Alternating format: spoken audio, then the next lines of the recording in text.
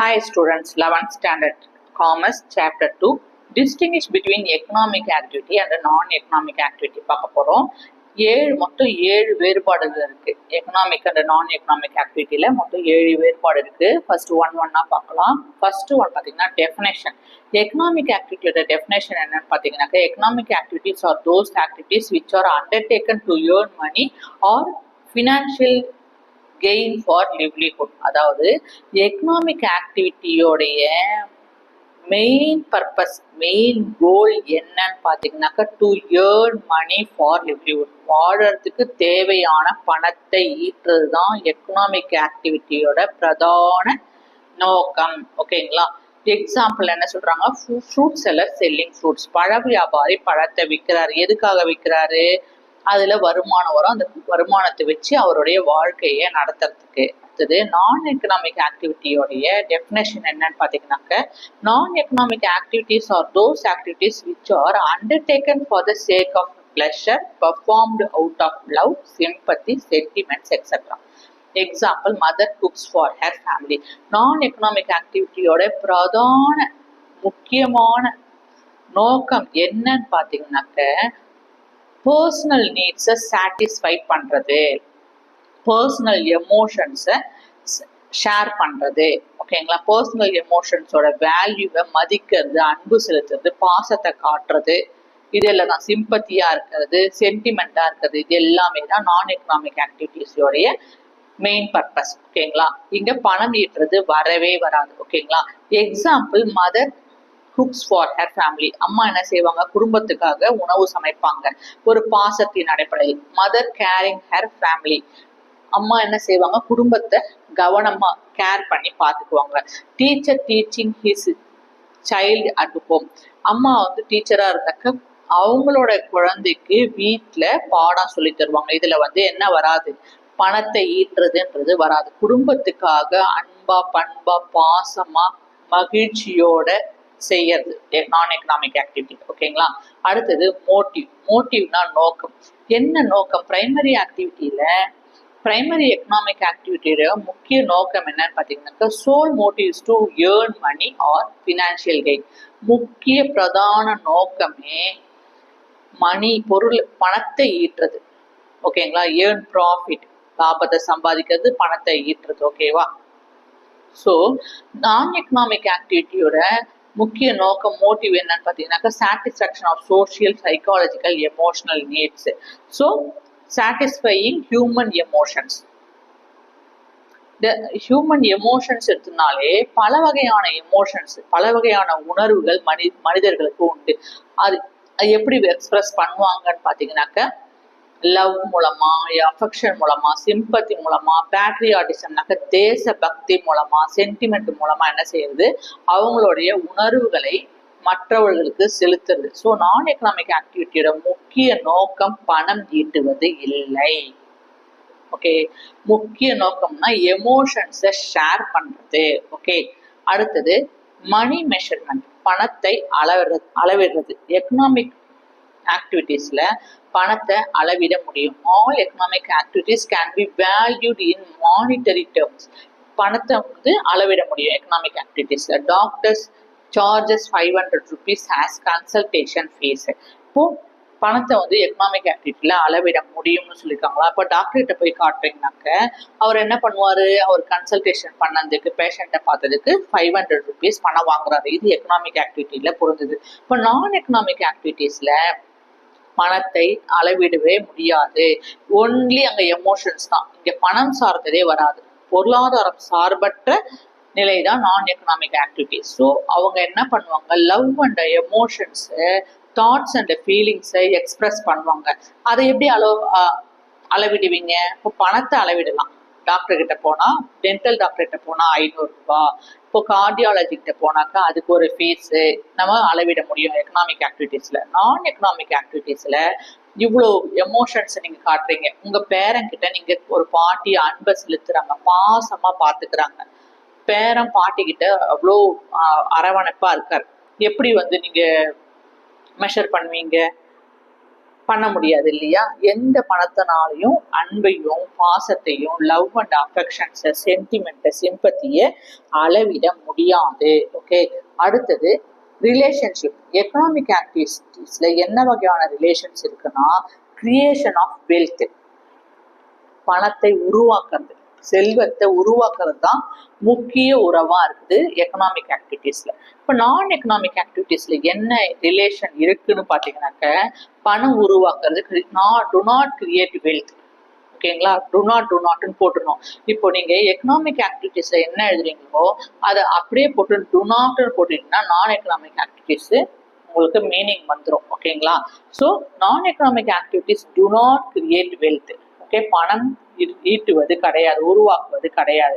So என்னதான் அப்போ உருவாக்குறாங்கனாக்கா, லவ் அண்ட் அஃபெக்ஷன்ஸ் அண்ட் எமோஷன்ஸை ஷேர் பண்ணிக்கிறாங்க. So interpersonal connections and bonds between the people, மக்களுக்குள்ள ஒருவர் என்ன செய்யறாங்க, இன்டர்பர்சனல் கனெக்ஷன்ஸ் இருக்கு. சொசைட்டியா வெல்பீயிங்கா இருக்காங்க, ஒரு பாண்டிங்கா இருக்காங்க. என்னென்ன எக்ஸாம்பிள் சொல்றாங்கனாக்க, love, friendship, families, community supports, shared values. So இப்போ லவ்னாக்கா என்ன செய்வாங்க, லவ்னா அன்பு செலுத்துறது, ஃபேமிலி தாத்தா பாட்டி கிட்ட பேர அன்பு செலுத்துறது, மகன் மகள் அன்பு செலுத்துறது, அப்பா அம்மா பிள்ளைங்க கிட்ட அன்பு செலுத்துறது, இது எல்லாமே லவ்க்குள்ள வந்துடும். ஃப்ரெண்ட்ஷிப்புக்குள்ள பார்த்தீங்கன்னாக்க, இப்போ ஒரு ஃப்ரெண்டுக்கு என்ன தேவையோ அவர் சொல்லாமையே என்ன தெரிஞ்சிடும், இன்னொரு ஃப்ரெண்டுக்கு தெரிஞ்சிடும். Families and community support. அடுத்தது ஷேர்டு வேல்யூஸ். இந்த வேர் their primary focus is on emotional fulfillment. இப்போ நான் எக்கனாமிக் ஆக்டிவிட்டீஸ்ல என்ன ரிலேஷன்ஷிப் இருக்குன்னு பார்த்தீங்கன்னா, only focus on emotional fulfilment and social connections.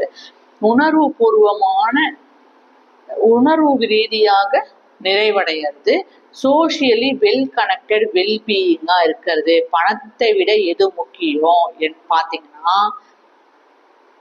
எல்லாருக்கூடையும் well கனெக்டடா இருக்கிறது தான். நான் இருக்கேன் அப்படின்னு ஒரு தெம்பு கொடுக்கறது. நீங்க எவ்வளவு கோடி ரூபாய் கொடுத்தாலும் மனுஷனோட அன்பு பண்பு பாசம் இல்லைன்னா, லவ் அண்ட் அஃபெக்ஷன் இல்லைன்னா கோடி ரூபாயும் வேஸ்ட் தான் அப்படின்றாங்க. அடுத்தது எக்ஸாம்பிள் என்ன சொல்றாங்க, close friendship, romantic partnership, neighbourly support, providing emotional support.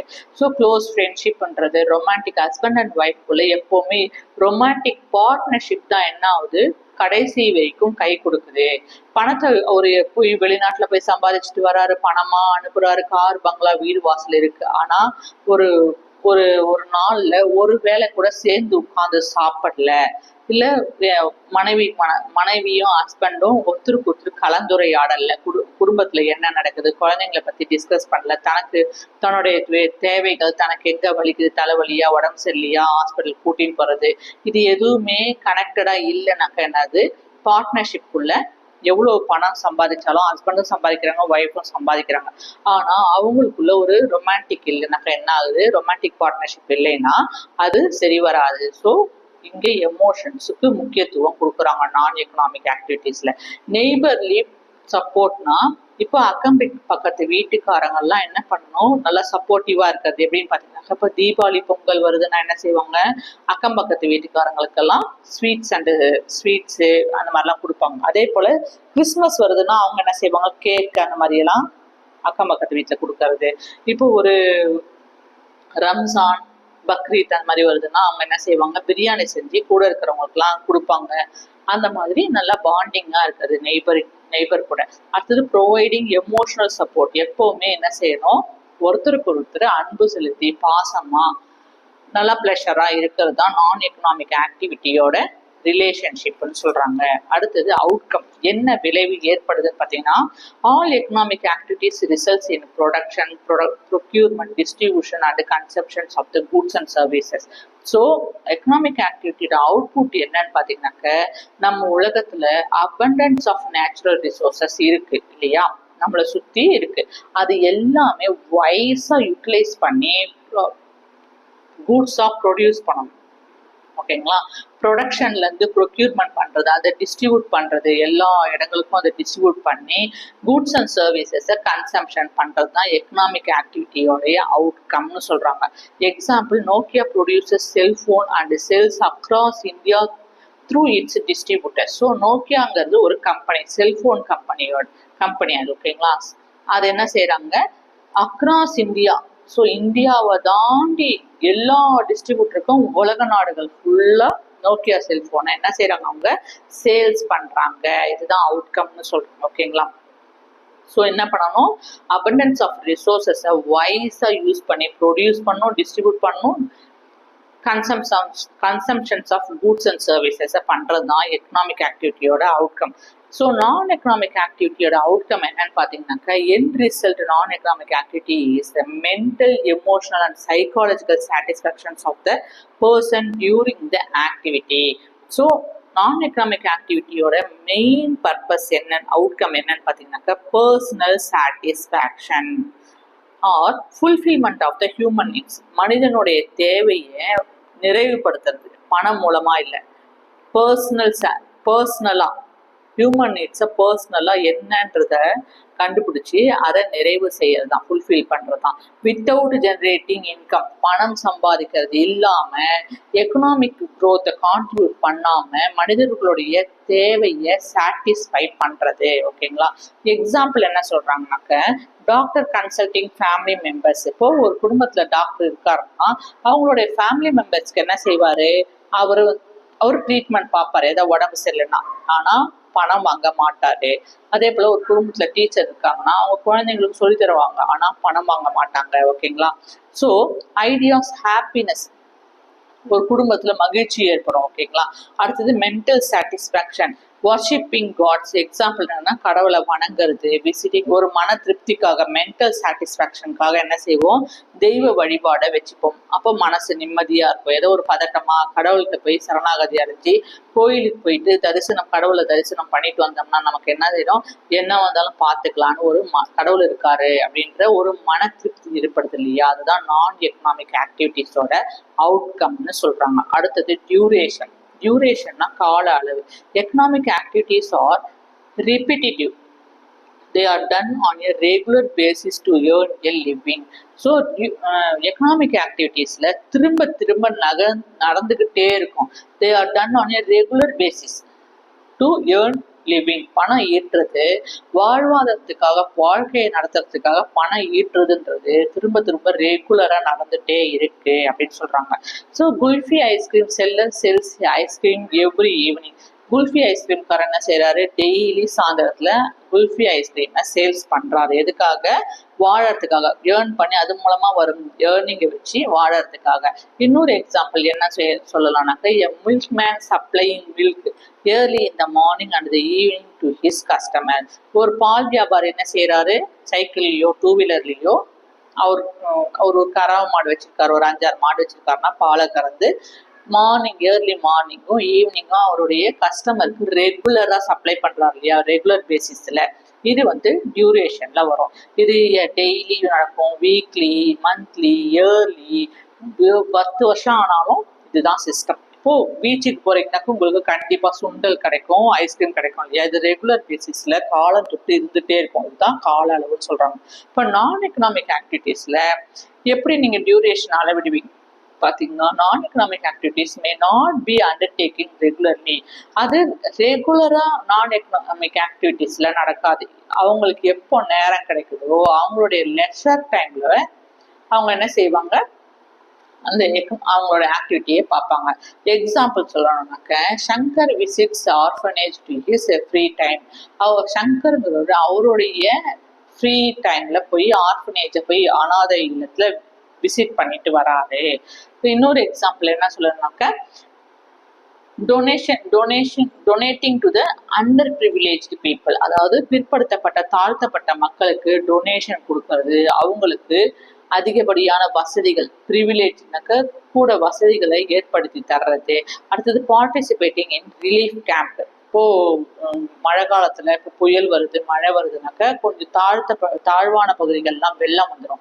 So அங்க இருக்கிற மக்களுக்கெல்லாம் நம்மளுடைய ஃப்ரீ ஹவர்ஸ்ல நமக்கு டைம் இருக்கா, டக்குன்னு போயிட்டு நம்ம வாலண்டரி பண்ணி அங்க போய் என்ன செய்யலாம், அவங்களுக்கு தேவையான முக்கியமா இடம், தங்க இடம் வேணும். அந்த வெள்ளம் தண்ணி வடிகிற வரைக்கும் தங்கறதுக்கு இடம், குடிநீர் வசதி, உணவு வசதி, அடிப்படை தேவைகளான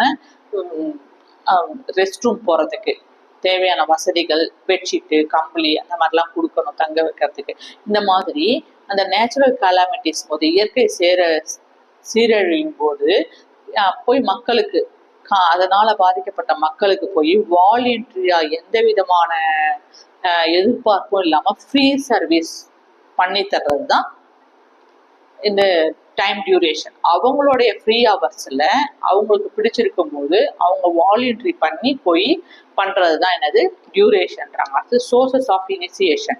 சோர்சஸ் ஆஃப் இனிஷியேஷன்னா இந்த எக்கனாமிக் ஆக்டிவிட்டி உருவாகிறதுக்கு காரணம் என்னன்னு பார்த்தீங்கன்னாக்க, satisfying the human needs and wants, மனிதர்களுடைய தேவைகளையும் விருப்பங்களையும் நிறைவேறதுக்காக உருவாக்கப்பட்டது தான் எக்கனாமிக் ஆக்டிவிட்டி.